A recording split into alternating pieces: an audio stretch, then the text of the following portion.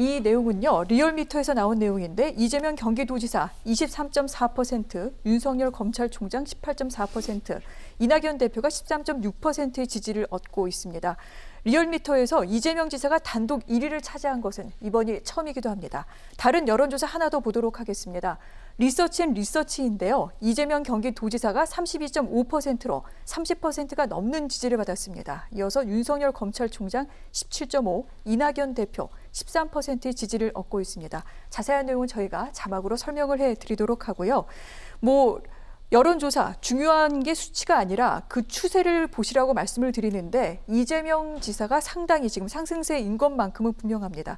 상승 요인 뭐라고 소장님 보십니까? 저는 세 가지로 봅니다. 첫 번째, 이낙연 대표가 너무 못했어요. 사면론을 제기하면서 친문 세력에 화를 돋고 왔어요. 그래서 친문 세력들이 지지를 처리하는 거죠. 그 부분이 중요하고요. 두 번째는 이재명 지사가 정책 승부를 하고 있어요. 네. 그것에 논쟁을 거부하지 않고 있습니다. 나는 정책적으로 준비되고 있는 사람이야 라는 이미지를 주고 있어요. 보편적 재난지원금이 바로 그 예고요. 또 하나는 감성적, 정치적인 접근을 해요. 얼마 전에 사진 보셨죠? 광주 5.18 묘지 가가지고 혼자 눈 오는데 외롭게 참배를 하는 모습을 사진을 찍어가지고 딱 뿌려요. 네. 상당히 감성적인 접근을 하고 있어서 정치적인 센스가 상당히 뛰어난 분이다라는 생각이 듭니다. 적어도 4월 7일 보궐선거 전까지는 이재명 지사에 대한 쏠림 현상은 계속될 것 같아요. 근데 4월 보궐선거 지나서 본격적인 견제와 검증이 시작될 겁니다. 그 단계에서 어떻게 본인이 잘 견디고 극복하느냐가 지지율이 계속 상승할 거냐, 유지될 거냐, 아니면 하락할 거냐, 이재명 지사에게 달려 있다라고 보여집니다. 그렇군요. 4월 보궐선거 때까지는 이 같은 추세가 이어질 가능성이 높은데 보궐선거가 끝나고 진짜 승부에 들어가게 될 경우는 어떻게 될지는 더 봐야 된다라고 말씀을 하셨습니다. 평론가님, 저는 이 부분이 궁금합니다. 이낙연 대표는 왜 이렇게 지금 지지세를 잃고 있는 겁니까?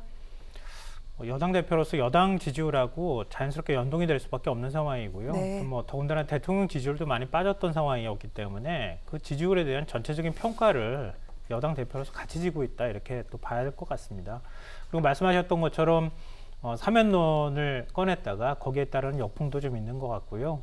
그리고 이낙연 대표가 비록 이제 짧은 기간이지만 당대표를 맡겠다고 하는 그 결정을 한 데에는 호남의 마음을 잡는다는 것, 당의 조직을 좀 장악할 필요가 있다고 하는 것, 여러 가지 현실적인 이유는 있었지만 그래도 당대표로서 좀 선명한 모습을 보여주길 기대하는 마음도 일부 있었을 텐데 그런 면에 있어서는 엄중낙연이라는 별명 때문일까요? 네. 너무 신중한 모습을 보였던 측면이 있다는 거죠.